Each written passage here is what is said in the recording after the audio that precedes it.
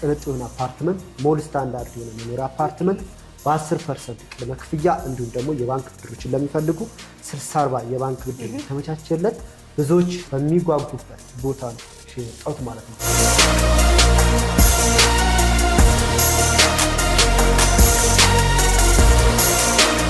በሁለት ወር ውስጥ ነው ቁፋሮ ታች ተቆፍሮ አጌን ይሄ ማቱ ተሞልቶ የቤዝመንት ስራ የጀመርነው። ሳይታችን የመሃል ከተማ ፕሮጀክት እየተባለ ሲጠራ የነበረው እንግዲህ ይሄን ይመስላል።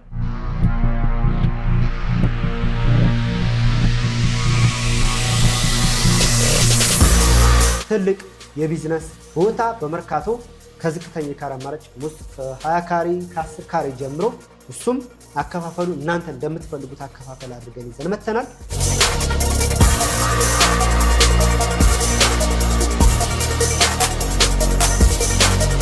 ሰላም ውድ የማዕዘን ሊስቲንግ ቤተሰቦቻችን እንዴት ናችሁ? ዛሬ ደግሞ በመሃል ከተማ በ3.6 ሚሊዮን ብር ሙሉ ክፍያ የቤት ባለቤት ወደሚኮንበት ትልቅ ፕሮጀክት ነው ጎራ ብለን ያለነው። እስቲ ውስጥ ያለውን ነገር እናያለን። አብራችሁ ቆዩ። ማዕዘኖች ሰላም ሰላም፣ እንዴት ነሽ? አለ እንኳን ደህና መጣሽ። እንኳን ደህና ቆዩ። ድጋሚ ተገናኘን። ዛሬ ደግሞ እንግዲህ ድጋሚ ተገናኝተናል ማለት ነው። የመጣሁበት ቦታ ደግሞ ያው እንደዚሁ ሳይው ራሱ በጣም ያምራል። እንዴት አገኘሽው? በጣም ያምራል። በዋነኝነት እዚህ ቦታ ላይ የተገናኘንበት አንዳንድ ከስተመሮች ጥያቄ ነበረና እንግዲህ በጥያቄው መሰረት እንግዲህ ዛሬ የመጣሁት። ታዲያ እንግዲህ ያው ቀደም ብለህ እንዳልከው ኦዲየንስ ብዙ ጥያቄ ያለው እና በዛ ጥያቄ መሰረት ለመመለስ እንደመጣን ነበር ያልከኝና እስቲ ምንድን ነበር ጥያቄያቸውና ምንድነው ለየት ያለ ነገር ይዘህ የመጣኸው ዛሬ? እንግዲህ በባለፈው እኔና አንቺ በዋነኝነት የተገናኘንበት እዛ ቡልቡላ ሳይት ላይ በጣም ብዙ ኦዲየንሶቻችሁ ብዙ ፋሚሊዎቻችሁ በዚሁ አጋጣሚ ላመሰግናቸው ፈልጋለሁ። በጣም እኔን አምነው በጣም እኔን አክብረው ደግሞ የሚገባቸውን አግኝተዋል። ብዙዎቹ የፈጠነ ወዲያው ነው ማለት ነው። ዛሬ ያ ቤት አልቋል። ውስጥ የተወሰኑ ምራጭ ምናምን የቀረው ግን በሰዓቱኛ ያልናቸውን አንቺም በሰዓቱ በጣም ተደስተሽ ነበር ያ ቦታ ላይ። እዛ ቦታ ላይ ብዙዎች ተደስተው ብዙዎች የቤት ባለቤት ሆነዋል። ለይት ያለ አቀራረብም ነበር ያቀረብነው። ለደንበኛም ይሆናል ብዬ እኔ ኤነርጄቲክ ሆኜ ያቀረብኩላቸው። ግን በዛ ውስጥ ኦልሞስት አብዛኞቹ በሚባል ደረጃ ትንሽ ሎኬሽን ጥያቄ ነበረባቸው። ያው ሎኬሽን ምንድነው? መሃል ከተማ። እሺ መሃል ከተማ አቅርብልን እንደውም በዚህ ሳምንት ውስጥ ምናምን ብለው ነበር። ትንሽ ቆይቻለሁ። ዛሬ እንግዲህ በዋነኝነት የተገናኘ ነው በመሃል ከተማ። መሃል ከተማ ሲባል የአዲስ አበባ መሃል ከተማ ያው ሁሌም መሃል ከተማ እያለ ነው የምናስተዋውቀው። መሃል ከተማ በነገራችን ላይ የአዲስ አበባ ትክክለኛ እምብርት የምትባለው ቦታ ፒያሳ ነች። በነገራችን ላይ አሁን ለምሳሌ ከአዲስ አበባ መቀሌ፣ ከአዲስ አበባ ባህር ዳር፣ ከአዲስ አበባ አዳማ ርቀት የአዲስ አበባ የልኬት ከፒያሳ ነው መነሻው። ፒያሳ መነሻ ነች። የሁሉም የከተማ ከሜክሲኮም ከየቱም የልኬት መነሻ ፒያሳ ነች። ዛሬ በእውነቱ ፒያሳ መሃል ከተማ የአዲስ አበባ እምብርት ቦታ ላይ ተገኝቼላቸዋለሁ። የሚገርም ፕሮዳክት እጅግ ቅንጡ የሆነ አፓርትመንት ሞል ስታንዳርድ የሆነ መኖሪያ አፓርትመንት በ10% ቅድመ ክፍያ እንዲሁም ደግሞ የባንክ ብድሮችን ለሚፈልጉ 60/40 የባንክ ብድር ተመቻቸለት ብዙዎች ሳልቬት በሚጓጉበት ቦታ ነው የወጣሁት ማለት ነው።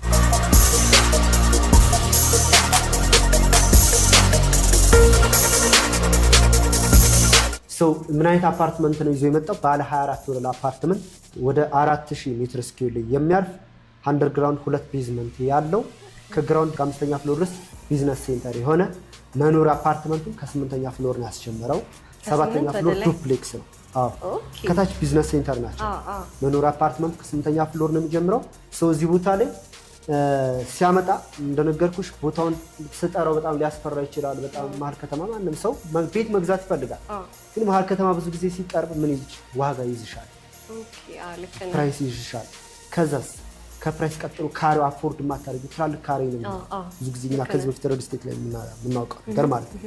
ይህ ሪል ስቴት ሜሪት ሪል ስቴት በጣም በዚህ ሰዓት ተወዳጅነት ያተረፈበት ምክንያት ሁሉንም ተች ያደርጋል። ሚንስ ከዝቅተኛ የገቢ ምንጭ ያላቸው ሰዎች እስከ ከፍተኛ የገቢ ምንጭ ያላቸው ሰዎች ከባለ 1 መኝታ እስከ ባለ 3 መኝታ የካሬው ከ49 ካሬ ጀምሮ እስከ 130 ካሬ ድረስ ማለት ነው። 2 ቤዝመንት አንደርግራውንድ የመኪና ማቆሚያና አጌን 4 ፍሎር ቢዝነስ ሴንተር ናቸው። 2ቱ ፓርኪንግ ናቸው ከላይ ያሉት ማለት ነው። ከምድር በታች 2 ቤዝመንት አለ፣ ወደ ላይ 2 ፍሎር አለ። የላኛው እንዴት አድርገው ነው መኪና ማቆም የሚችሉት? ራሱን የቻለ የመኪና ሊፍት አለ፣ ካር ሊፍት አላቸው። ስለዚህ 4 ፍሎር የመኪና ማቆሚያ አለ ማለት ነው። ስለዚህ ጠለሉ በአጠቃላይ ወደ 4000 ሜትር ስኩዌር ላይ ነው የሚያልፈው። 4 ፍሎር የመኪና ማቆሚያ አለ ማለት ውስጥ ከ4000 ሲባዛ በ4 ወደ 16000 ካሬ ወይም ከ16000 ሜትር ስኩዌር በላይ የሚሆን የመኪና ማቆሚያ ያለው ማለት ነው። ሁሉም አባወራ እዚህ ግቢ ውስጥ የሚገዛ ሰው ማለት ነው። ምንም አይነት የፓርኪንግ ችግር አይኖርም ማለት ነው። የፓርኪንግ ችግር አይኖርም ማለት ነው። በቃ በጣም ደስ የሚል ቦታ ነው። ሁሉንም የከስተመር ጥያቄ መመለስ የሚችል ባንክ አለው። ቅድም እንዳልኩ እንግዲህ ቦታውን ስጠቅስላችሁ በጣም ወይ ፕራይስ በጣም ውድ ሊመስላችሁ ይችላል። ማንም ሳፖርት ያደርገዋል። የሚያስፈራ ነገር አይደለም። በዚህ ሎኬሽን ላይ ምናልባት አካባቢው ላይ እኛ ባጠናነው ሪሰርች መሰረት ማለት በጣም የመረጥኩበት ምክንያት እዚህ አካባቢ ላይ ካሉ ሪል ስቴቶች ይህ የሚሸጥበት ዋጋ ኦልሞስት 35-36% ቀንሳል ዋጋው ማለት ነው። ይሄ የሚሸጥበት ሪል ስቴት ሰው ወደ ዋጋው ስንመጣ ባለ አንድ መኝታ 49 ካሬ ነው። የዚህ 49 ካሬ ቶታል ፕራይሱ የሚሆነው ወደ 5 ሚሊዮን ብር አካባቢ ነው። 5 ሚሊዮን ብር ባለ አንድ መኝታ በየት ፒያሳ ስንል ዲቴል ቦታው በ4 ኪሎ እና በፒያሳ ወደ ቤተ መንግስት ውስጥ አራዳ ፓርክ ፊት ለፊት ነው የሚገኘው ሎኬሽኑ። በቀኝ በኩል ፍሬንድሺፕ ፓርክ አለ። እኛ ጋር በነገራችን ላይ እነዚህ ሰራው እንዳሉ ቪዎች በራሳቸው ራሱ ለቦታው ትልቅ ቦታና ትልቅ ቫልዩ ይሰጣል። እንደውም ምናልባት ከፍ ባልሽ ቁጥር እኛ ጋር ዋጋው ይጨምራል። እሱን እንመጣበታለን። እሺ ለምሳሌ የዚህ ባለ አንድ መኝታ 5 ሚሊዮን ብር ነው የሚሆነው ቶታል ፕራይስ ማለት ነው። ቶታል ፕራይስ ማለት አጠቃላይ ማለት ነው። ስለዚህ ምናልባት 5 ሚሊዮን ብር ማለት ኮንዶሚኒየም ስንት እንደሚሸጥ ታውቃላችሁ? ከረንት ላይ ያለው ዋጋ በጣም ይሄን የመሰለ ለግዠሪውን አፓርትመንት በ5 ሚሊዮን ብር ዋይ ለምንድን ነው በዚህ ቀንሳችሁት? መጨረሻ ላይ ወይ በስልክ ጠይቁኛላችሁ። በጣም ዋጋው በጣም ቅናሽ አፓርትመንት ሆኖ በዚህ በአራዳ ፓርክ ፊት ለፊት ፍሬንድሺፕ ፓርክ አጠገብ ለባለ አንድ መኝቶቹ ቅድሚያ የምናስከፍለው ብዙ ሰው ስለሚረባረብበት ማለት ነው። ባለ አንድ መኝታ ማን ይፈልጋታል? ሶስቱም ሌቭል ላይ ያሉ ሰዎች ሶስቱም ስንል ዝቅተኛም፣ መካከለኛም፣ የከፍተኛ ዝቅተኛ የምንጭ ሊኖርበት መካከለኛውም ለማከራየት ወይም መልሶ ለመሸጥ ከፍተኛ የምንጭ ያለውም ሰውዬ 3-4 ባለ አንድ መኝታዎች ሊገዛና እነሱ በማከራየት በቀላሉ ይከራያሉ። ነገ ተነገረ ማንም ሰው ለምሳሌ ከውጭ ያለ ዲያስፖራ ኢትዮጵያ ሲመጣ ሊያርፍባቸው የሚፈልጋቸው እንደዚህ አነስ ያሉ ነገሮችን ለጊዜው ተከራይተው በጣም ተፈላጊ ናቸው። በጣም ሁሉም ሰው ስለሚረባረብባት የዚችን ቅድመ ክፍያዋን 15% አድርገናታል። 15%ቷ ስንት ነው? 771 ሺህ ብር ስቲል በጣም ቅናሽ ነው። ማንም ሰው ሊሳተፍበት 15%ቷን 771 ሺህ ብር ይከፍልና በአራዳ ፓርክ ፊት ለፊት በፍሬንድሺፕ ፓርክ አጠገብ በተለያዩ ፓርኮች የተከበበ እኛ ጋር ባለ አንድ መኝታ በ771 ሺህ ብር የቤት ባለቤት መሆን ይችላላችሁ ማለት ነው። ሌላኛው ባለ ሁለት መኝታ ነው። ባለ ሁለት መኝታ ሁለት አይነት የካሬ አማራጮች አሉ። በ80 ካሬ እና በ95 ካሬ። ለምሳሌ እዚሁ ጋር 80 ካሬ ቶታል ፕራይሱ ወደ 8 ሚሊዮን 400 ሺህ ብር አካባቢ ይሆናል። 8 ሚሊዮን 400 ሺህ ብር ባለ ሁለት መኝታ። ይህ የሚከፍሉት አከፋፈሉ መጣበታለሁ። መጀመሪያ የሚከፈለው ሞስት ወደ 10% ነው ከባለ ሁለቱ እና ለባለ ሶስቱ ማለት ነው። ለባለ አንዷ ብቻ ነው 15%። ስለዚህ ይህ 840 ሺህ ብር ይከፈላል ማለት ነው። ሌላኛው ባለ 3 መኝታ በ130 ካሬ የ130 ካሬ ጠቅላላው ዋጋ የሚሆነው 13 ሚሊዮን 600 ሺህ ብር። እኛ ጋር እንግዲህ በባለፈው ማቅረብላችኋለሁ ባለ 3 መኝታ ስንት እየተሸጠ ስንት እንደሸጥኩላችሁ ያው ለምን እንደዛ እንደተሸጠ የራሱ ይሄ ከዛም ይቀንሳል። በጣም ደስተኛ ነኝ ይሄን በማቅረቤ ማለት ነው። 130 ወደ 13 ሚሊዮን 600 ሺህ ብር መጀመሪያ የሚከፈለው 1 ሚሊዮን 360 ሺህ ብር ከፍለው የባለ 3 መኝታ የቤት ባለቤት መሆን ይችላሉ ማለት ነው። ስለዚህ እስካሁን እየነገርከኝ የነበሩት ዋጋ ራሱ እንግዲህ እንዳልከው ከሎ ክላስ ጀምሮ እስከ ሃይ ክላስ ያሉት ሌቭሎች በጣም አፎርደብል እና ተመጣጣኝ ነው ዋጋ ይዛችሁ ነው የቀረባችሁት። ታዲያ ይሄ ዋጋ ከተባለ አይቀር ደግሞ እንግዲህ አከፋፈል ሁኔታው እንዴት ሊሆን ነው ማለት ነው? እሺ በጣም አሪፍ ጥያቄ ነው የጠየቅሽው። ብዙዎች በባለፈው ምሳሌ ቀርበው ብዙዎች እንትን ብለውኛል። እሺ አከፋፈላችን ሪል ስቴት ላይ ሁለት አይነት አከፋፈል አለ። ታይም ቤዝድ እና ኮንስትራክሽን ቤዝድ ማለት ነው። ታይም ቤዝድ ማለት በጊዜ ገደብ ነው። ኮንስትራክሽን ቤዝድ ማለት ደግሞ በግንባታው መሰረት ማለት ነው። ታይም ቤዝድ ኦንሊ ላለቁ ቤቶች ብቻ ሪከመንድ የሚደረግ ነው እንደኔ ማለት ነው። ምናልባት ታይም ቤዝድ የሚያስከፍሉ ባለሀብቶች አሉ፣ ዴቨሎፐሮች አሉ። ኮንስትራክሽን ቤዝድ ማለት ደግሞ ግንባታውን እያዩ በግንባታው መሰረት ማለት ነው። ለምሳሌ ታይም ቤዝድ በየ5 ወር ጋፕ፣ በ6 ወር ጋፕ፣ በ7 ወር ጋፕ ሊሆን ይችላል። ይህ ሲሆን ምንድነው ለከስተመሩ ትረስት ኢሹ ይኖርበታል። ምንድነው ከዚህ በፊት የተፈጠሩ ነገሮች አሉ። ስም ባልጠቅስም እንኳን አንዳንድ ሪስቲቶች ብር ሰብስበው የሚጠፉበት ሁኔታ ምናምን ምንድነው ውልሽ ላይ በየ5 ወር ጋፕ፣ በ6 ወር ጋፕ ጊዜ ስለደረሰ ብቻ ትከፍያለሽ ማለት ነው። ግንባታው ቢገነባም ባይገነባም ይህ ሲሆን ለከስተመሩ በጣም ሪስክ ነው፣ ትንሽ አስቸጋሪ ይሆናል። ይህ ማለት አልከፍልም ብትይ አንደኛ ውልሽ ላይ ተቀምጧል ከፍላለሁ ብለሽ ግን እኛ ከዚህ የተነሳን አብዛኞቹ ሪል ስቴቶች ወደዚህ መጥተዋል በግንባታው መሰረት። ለምሳሌ የኛ በባለፈው ከዚህ በፊት እንትን ብለ ቁፋሮ ሲጀመር 10% ይከፈላል። ከዛ ፋውንዴሽኑ ሲያልቅ ከዛ ሁለተኛ ፍሎር ሲደርስ 8ኛ ፍሎር ሲደርስ 14ኛ ፍሎር 20ኛ 24ኛ በር ቁልፍ ይህ በግንባታ መሰረት ነው። ስለዚህ እኛ ምንድነው ለምሳሌ አንድ ከስተመር ዛሬ 10% ከፍሎ ሰከንድ ፔመንት ስንጠይቀው ሙሉ ፋውንዴሽኑ ተጠናቆ መሆን አለበት። ስለዚህ መጥቶ ኮንፊርም አድርጎ ነው ማለት ነው የሚከፍልን።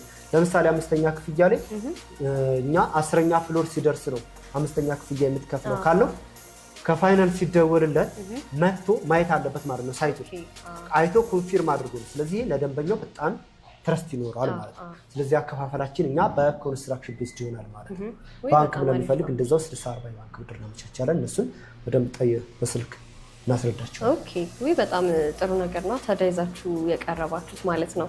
ያው ለከስተመርም በጣም ተመራጭና አስተማማኝ የሆነ ነገር ነው። ምክንያቱም ትረስት ሲኖር ነው በደንብ ከስተመር ደግሞ ገፋ አድርጎ መጥቶ እናንተን መግዛት የሚችለው ማለት ነው።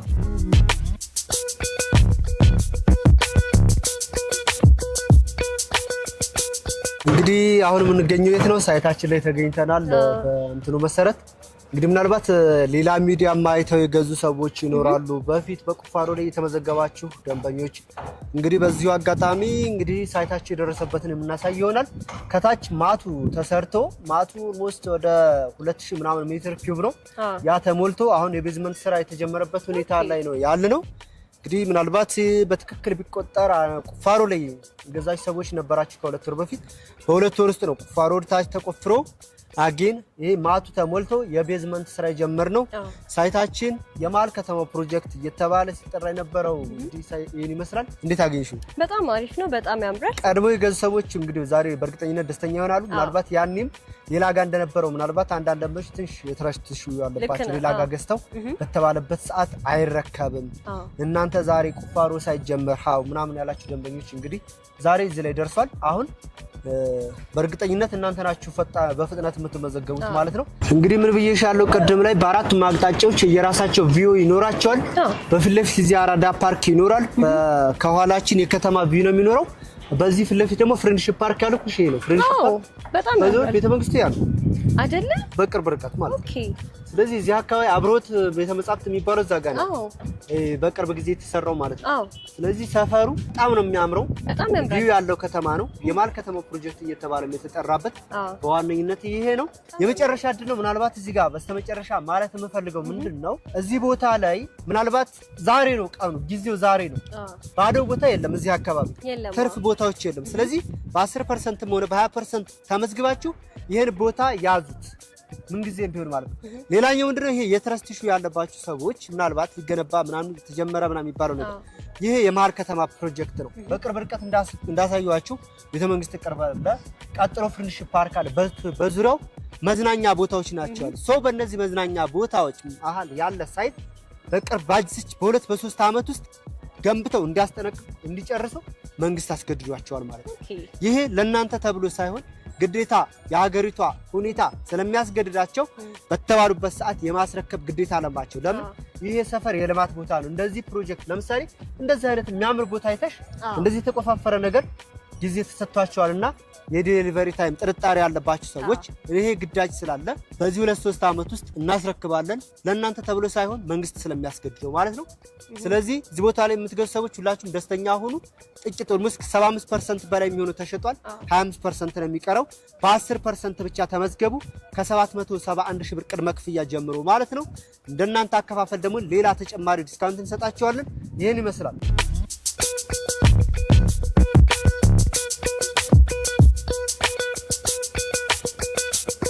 እንግዲህ ያው መኖሪያ ቤቶቹን እስካሁን በእርግጥ በሰጠኸኝ አማራጭ ራሱ በጣም እጅግ ደስ የሚል ነገር ነው እየነገርከኝ የነበረው። ይሄንን ካልን አይቀር ግን የሱቁ ነገር በጣም አጓጉቶኛል እና በጣም ነው መስማት የፈለኩት። ሱቁ በጣም ብዙ ሰው በምዝገባ ላይ ያለውና በጣም ብዙዎች ማለት ነው እና እናንተ ኦዲየንሶችን ዛሬ መስማት አለባቸው በሚል ነው ሱቁን። ግን ከሱቁ በፊት አንድ የረሳሁት ነገር አለ። በነገራችን ላይ እዚህ ጋር በጣም ይቅርታ፣ እኛ ጋር ዲስካውንት ማለት ነው ምናልባት 10% ወይም 15% ሲከፍሉ ነው ሌላ ተጨማሪ። ለምሳሌ አንድ ሰው ከስተመር ባንክ ቤት ብር ሲያስቀምጥ ማለት ባሉለስ ሊሆን ይችላል።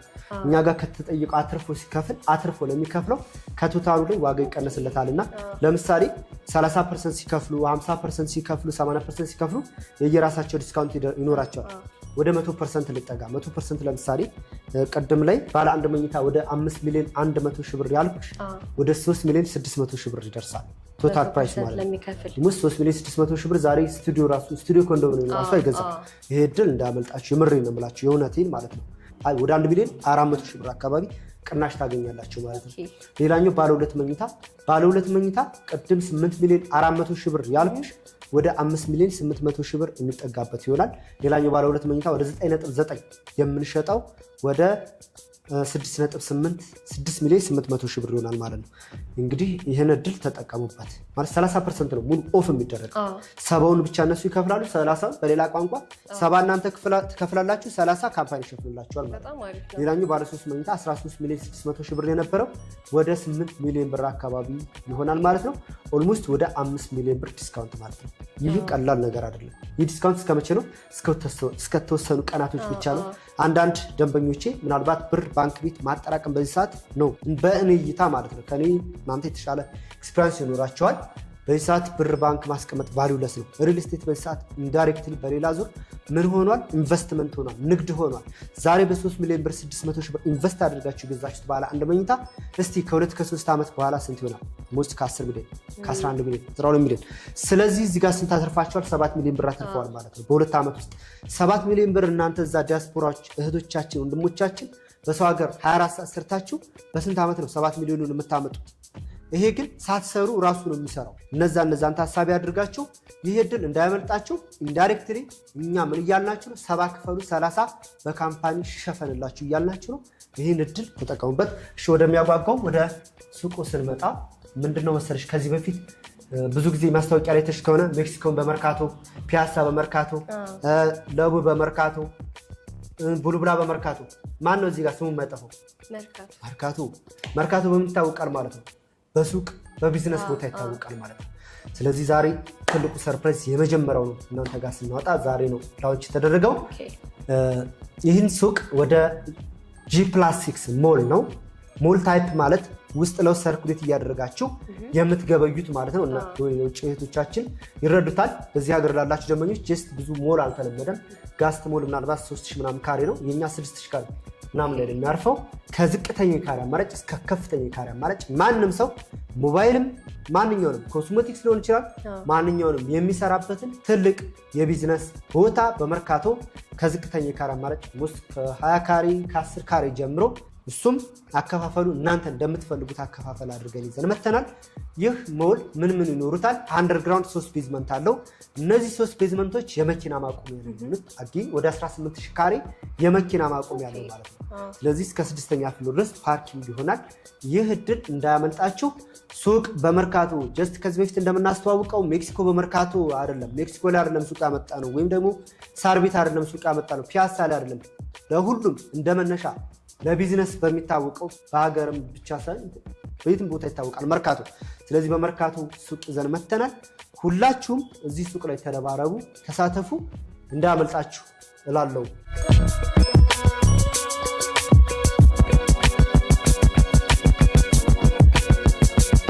ደንበኞች ያው እንደሚታወቀው መግዛት ይፈልጋሉ፣ መለወጥ፣ መሸጥ ይፈልጋሉና የምታስቀምጥልን ስልክ ቁጥር፣ አድራሻ ወይ የምትሰጡት ኦፈሪንግም ካለ እስቲ?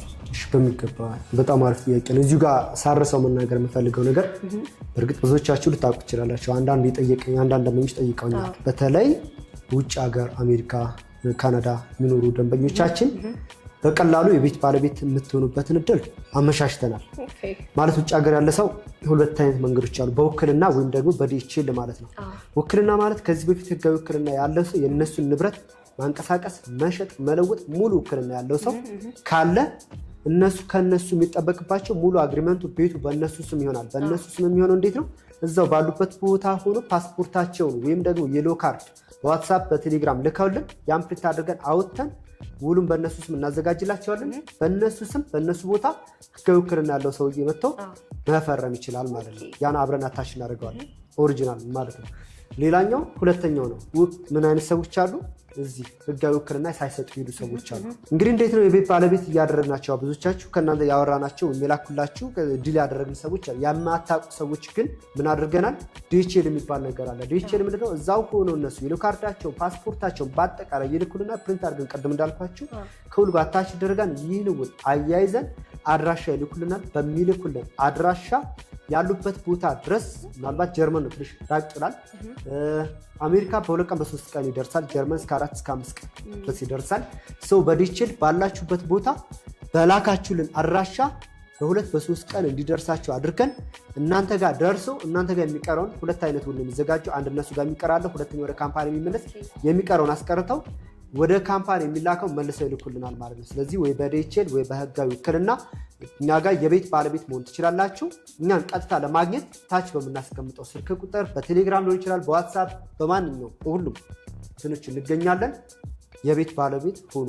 በተለይ 30% ዲስካውንቱን ተጠቀሙ። ለአጭር ጊዜ ብቻ የሚቆይ ነው። የሱቅ ባለቤት በየት? በመርካቶ